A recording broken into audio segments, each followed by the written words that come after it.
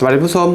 กลับมาพูดคุยกันเช่นเคยทอกไทม์กับแม็กในวันที่5 มีนาคม ปี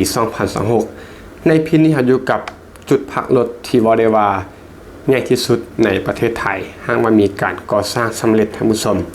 ซึ่งก็เมื่อก็ต้องขออนุญาตภาพประกอบวิดีโอในครั้งนี้จากMy Way Thailand ท่านผู้ชมซึ่งก็เป็นภาพมุมมองที่น่าสนใจและก็สวยงามหลายนี่แหละก็คือทางช่องฝากทางของมอเตอร์เวย์เนาะคือทางค่าเข้าแล้วก็ค่าออกนี่คือเป็นพื้นที่ที่กว้างใหญ่ว่าได้ว่าเป็นเมืองชิวเลยก็ว่าได้สมกับเป็นจุดพักรถที่ว่ายิ่งใหญ่ที่สุดในประเทศไทยที่ว่ากำลังก่อสร้างแล้วก็จะสำเร็จในคนอื่นไกลท่านผู้ชมยิ่งใหญ่สมกับเป็นจุดพักรถที่ใหญ่ที่สุดในประเทศไทยเนาะมีความอลังการแล้วก็มีความสวยงามที่ว่าเราจินตนาการใดถึงว่าจะยังบ่สำเร็จเนาะจะมีครบทุกอย่างท่านผู้ชมมันจะเป็นปั๊มน้ำมันที่พักอาคารห้างคาเฟ่ต่างๆครบครันสามารถเป็นบอนที่ว่าพักผ่อนหย่อนใจได้เลยในการเดินทางก็สุดยอดอีหลีเนาะสำหรับประเทศไทยนี้การเดินทางนี้แม้รู้สึกว่าทุ่มเทในเรื่องของถนนทางมอเตอร์เวย์ที่ว่าสวยงามเลนกว้างรถสบายซึ่งถนนทางสะดวกอยู่แล้วจุดพักรถก็ให้ความสำคัญเนาะเพราะว่าเป็นหนึ่งในการเดินทางเพราะคนเท่านั้นต้องพักผ่อนบ่ท่านผู้ชมนั่นว่าเลยว่าการเดินทางในประเทศไทยนี้ก็คือสะดวกสบายและก็สนุกเนาะน่าตื่นเต้นเพลิดเพลินไปกับความสวยงามแล้วก็มีจุดพักรถให้บริการที่ว่ายิ่งใหญ่แล้วก็ครบครันในเรื่องของการบริการต่างๆท่านผู้ชมเราจะไปพูดคุยกันเกี่ยวกับเรื่องของโครงการนิสสันเด็กน้อยนี่ก็คือโครงการจุดพักรถมอเตอร์เวย์ขนาดใหญ่ที่ว่าใหญ่ที่สุดในประเทศไทยที่กำลังจะสร้างสำเร็จท่านผู้ชมบนถนนหลวงพิเศษหมายเลข 7กรุงเทพมหานครไปบานสร้างบ่ท่านผู้ชมแม็กลืมบอกไปเนาะแม็กได้ข่าวว่าในช่วงสงกรานต์ที่ว่ากำลังจะมาถึงนี้ซึ่งจุดพักรถที่ว่าใหญ่ที่สุดที่กำลังก่อสร้างนี่นะจะมีการให้บริการเป็นบางส่วนเนาะจะมีบางส่วนที่ว่าจะเปิดให้บริการท่านผู้ชมพื้นที่รวมประมาณ121 ไร่หรือว่า121 ไร่เนาะก็คือเป็นพื้นที่ที่กว้างใหญ่เลยแหละสำหรับจุดพักรถท่านผู้ชมซึ่งก็แบ่งเป็นแบบเป็น2ฝั่งคือที่เห็นเนาะมีซ้ายขั้วค่าเข้าก็คือกรุงเทพ59 ไร่เนาะแล้วก็ค่าออกกรุงเทพ62 ไร่ท่านผู้ชมก็เรียกว่าใกล้เคียงกันเนาะทาง2ฝั่งทางอีกฝั่งหนึ่งก็62 ไร่อีกฝั่งหนึ่งก็59 ไร่รวมกันก็เป็น121 ไร่ท่านผู้ชมเงินลงทุนและก็รูปแบบของโครงการข้อนี้ก็คือแน่นอนเนาะว่ารัฐบาลเป็นผู้จัดหาที่ดินเนาะที่ดินก็คือเป็นของรัฐแน่นอนอยู่แล้วแล้วก็เอกชนนั้นลงทุนเป็นเงินหลายกว่า 1,000 ล้านบาทท่านผู้ชมซึ่งข้อนี้แหละเป็นข้อที่แม็กได้เว้ามาหลาย EP เนาะเกี่ยวกับโครงการต่างๆของประเทศไทยก็คือไทยนั้นทันได้ดีเนาะก็คือเป็นการร่วมมือกันแบบ PPP รัฐกับเอกชนที่ว่ารวมมือรวมทุนกันให้โครงการนั้นออกมายิ่งใหญ่แล้วก็เรื่องของเงินทุนนั้นมันบ่ขาดตกบกพร่องตัวอย่างก็คือโครงการนี้เนาะก็คือรัฐนั้นจัดหาที่ดินที่ว่ามีที่ดินขนาดใหญ่แล้วก็สวยงามแล้วก็เอกชนนั้นเข้ามาลงทุนท่านผู้ชม 1,000 ล้านบาทนี่ก็คือมันจะแบ่งเบาภาระกันแล้วก็มันจะผสมผสานกันได้ลงตัวให้โครงการนี้ออกมาให้ประชาชนนั้นได้ใช้ประโยชน์อย่างเต็มที่ท่านผู้ชมดำเนินการโดยบริษัทเดลเลสวิลเลจจำกัดเนาะเป็นการรวมทุนระหว่างปตท.บริษัทธุรกิจคาปีกับเจริญโภคภัณฑ์วิศวกรรมเนาะหรือว่า CPE ท่านผู้ชมที่ว่าเป็นผู้ลงเงินท่านผู้ชมแน่นอนเนาะว่าต้องมีปั๊มน้ำมันปตท.อยู่แล้วในเรื่องของจุดพักรถแห่งนี้ก็จะมีอเมซอนเข้ามานำเนาะปั๊มน้ำมันคาเฟ่อเมซอนร้านอาหารที่พักผ่อนต่างๆครบครันท่านผู้ชมก็ว่าได้ว่าอลังการนี่เป็นจุดพักรถที่ว่ามีครบครันสำกับเป็นเมืองขนาดน้อยระยะเวลาสัมปทานก็คือสัญญาโครงการทั้งหมดรวม32 ปีท่านผู้ชมออกแบบและก่อสร้าง2 ปี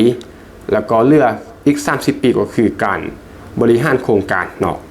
ทั้งหมดรวมกัน32 ปีในนั้น2 ปีก็คือออกแบบและก่อสร้างถ ถือว่าใช้เวลาถือว่ารวดเร็วท่านผู้ชมนี่แหละก็คือเมื่อมันมีการร่วมมือกันอย่างลงตัวเนาะคือที่แม็กได้บอกไปรัฐจัดหาที่ดินมาให้เอกชนลงเงินให้โครงการนั้นมันไล่ลื่นแล้วก็สามารถแบ่งเบาภาระกันได้แม่นบ่แล้วก็บริหารงานโครงการก็คือ30ปีเมื่อภายใน30ปีเนาะเอกชนที่ว่าลงทุนแล้ว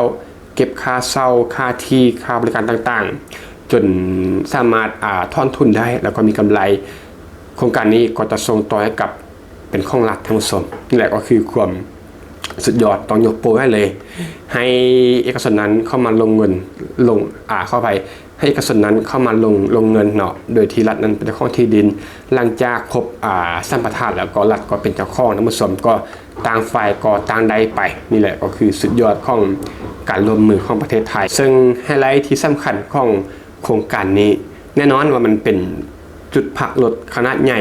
เป็นระดับแลนด์มาร์คของประเทศไทยก็ว่าได้เนาะเป็นแลนด์มาร์คของมอเตอร์เวย์ของประเทศไทยเลยที่ว่าโดยเฉพาะก็คือมอเตอร์เวย์สาย7ที่ว่าจะแวะพักอยู่จุดนี้ท่านผู้ชมมีอาคารยกระดับคอมมอเตอร์เวย์เสื่อมซ่องฝั่งก็คือที่เราฮู้กันเนาะว่าจุดพักรถนี่นะมันเป็นแบ่งเป็นซ่องฝั่งมันบอกนั่นมันจึงมีอาคารหรือว่าเป็นสะพานลอยแล้วเนาะเชื่อมกันโดยที่บ่ต้องเดินทางข้างถนนสามารถเดินขึ้นทางสะพานลอยของอาคารเชื่อมกันได้เลยให้มีความสะดวกแล้วก็ปลอดภัยนี่แหละก็คือ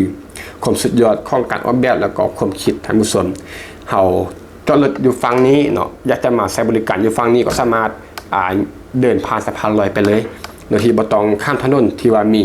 รถเที่ยวท่านผู้ชมนี่ก็คือสุดยอดของแนวคิดเนาะพื้นที่อาคารเชื่อมนั้นรวมกว่า 1,500 ตารางเมตรเฉพาะแต่อาคารเสื่อมหรือว่าคือที่นักว่าสะพานลอยเสื่อม2อาคารท่านผู้ชมก็ถือว่ากว้างใหญ่พอสมควรถ้าเทียบกับอาคารเสื่อมเนาะออกแบบให้เป็นจุดแวะที่มีเอกลักษณ์แล้วก็ถ่ายรูปได้ท่านผู้ชมบ่ได้เป็นเพียงแต่พักรถเท่านั้นเนาะแต่ว่าเป็นการพักผ่อนการถ่ายรูปลงโซเชียลแล้วก็อาจจะมีส่วนต่างๆเนาะเป็นมุมถ่ายรูปที่ว่าสวยงามเป็นเอกลักษณ์หรือว่าเป็น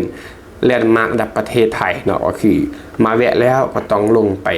ถ่ายรูปกับคาเฟ่สมส่วนต่างๆก็คือรีแลกซ์ผ่อนคลายได้บ่เป็นเพียงแต่การพักรถเนาะแต่เป็นการพักคนไปในตัวท่านผู้ชมว่าได้ว่าสุดยอดครบครันถ้าเว้าถึงสิ่งอำนวยความสะดวกแน่นอนเนาะว่าหลักๆเนาะที่มันเป็นเบสิกอยู่แล้วที่ต้องมีก็คือสถานีบริการปั๊มน้ำมันซึ่งเป็นของปตท.สถานีซับเดินไฟฟ้านี่ก็คือการคิดไปถึงการรองรับรถยนต์ไฟฟ้าเนาะก็คือมีสถานีชาร์จไฟท่านผู้ชมร้านค้าร้านสะดวกซื้อศูนย์อาหารแล้วก็เครื่องดื่มห้องน้ำมาตรฐานสูงก็คือเป็นห้องน้ำที่สะอาดนั่นแหละพื้นที่ส่วนพื้นที่พักผ่อนนี่ก็จะมีการมีส่วนดอกไม้เนาะพักผ่อนถ่ายรูปชมวิวไปท่านผู้ชมเป็นการพักรถแล้วก็พักคนเป็นน้ำคือที่แม็กได้ว่าไปแล้วก็มีส่วนข้อมูลที่ว่าครบวงจรในการให้บริการต่างๆศักยภาพทางด้านเศรษฐกิจท่านผู้ชมมีรถผ่านพื้นที่นี้ไล่กว่า100,000 คันต่อวันท่านผู้ชมนั่นแหละฟังบ่ผิด100,000 คันต่อวันที่ว่าผ่านพื้นที่นี้ฉะนั้นจริงพื้นที่นี้แหละจริงเป็นจุดที่สำคัญเนาะ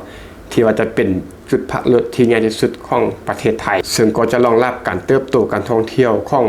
ชลบุรีและก็พัทยาท่านผู้ชมในเรื่องของมุมมองการวิเคราะห์เชิงบวกเนาะซึ่งการที่มีจุดพักรถที่ว่าทันสมัยแล้วก็ยิ่งใหญ่แห่งนี้ขึ้นมาจะเป็นการยกระดับจุดพักรถของไทยให้มันไกลกับมาตรฐานของต่างประเทศก็คือมาตรฐานสูงเลยแหละมาตรฐานของสากลท่านผู้ชมเพิ่มความปลอดภัยในการเดินทางลดการขับเคลื่อนต่อเนื่องระยะยาวเนาะก็คือเมื่อมันมีจุดพักรถที่ว่าน่าสนใจให้ผู้คนนั้นเลือกที่จะแวะพักเนาะที่แม้แต่ว่าไปหั่นแวะพักชมวิวเพลิดเพลินกับสิ่งต่างๆพักรถแล้วก็พักคนไปน้ำในลดอุบัติเหตุในการหลับในหรือว่าการเมื่อยอ่อนเพลียต่างๆที่ว่ามีการเดินทางมาอย่างต่อเนื่องท่านผู้ชมสร้างรายได้ใหม่ให้กับภาคเอกชนและก็รัฐบาลกระตุ้นเศรษฐกิจท่องเที่ยวของกรุงเทพไปหาพัทยาเนาะก็คือเป็นทางผ่านแล้วก็เศรษฐกิจในพื้นที่ที่ได้รับอานิสงส์จากจุดพักรถที่ว่าใหญ่ที่สุดที่กำลังจะสร้างสำเร็จภายใน ใบนี้ให้ผู้ชมซึ่งก็ประมาณนี้ก็แล้วกันเรื่องของใน EP นี้เนาะสำหรับจุดพักรถที่ว่าใหญ่ที่สุดในประเทศไทยที่มีกำหนดสร้างเสร็จภายใน2 ปีเนาะทางออกแบบแล้วก็ก่อสร้างซึ่งบ่น่าจะเกินปี 2570 หรือว่าบ่น่าจะเกินปีหน้านี้เนาะซึ่งจะสร้างสำเร็จแล้วก็ให้บริการอย่าง 100% ท่านผู้ชมก็ได้ว่าเป็นสุดยอดอีกโครงการหนึ่งท่านผู้ชมสำหรับการเดินทางของไทยทางรถสบายและก็มีจุดพักรถที่ว่าซัพพอร์ตได้ดีนี่แหละก็คือความสนุกแล้วก็ความปลอดภัยของประเทศไทยในเรื่องของการให้ความสำคัญกับการเดินทางท่านผู้ชมหน้าทางที่เราฟังว่าจุดนี้มีตัวได้จะมาแลกเปลี่ยนแล้วก็พูดคุยกันเกี่ยวกับโครงการนี้ก็เต็มที่กล่องคอมเมนต์ EP นี้ก็ต้องขอบใจทุกท่านที่เข้ามารับชมรับฟังพบกันใหม่ใน EP ต่อไปขอขอบใจ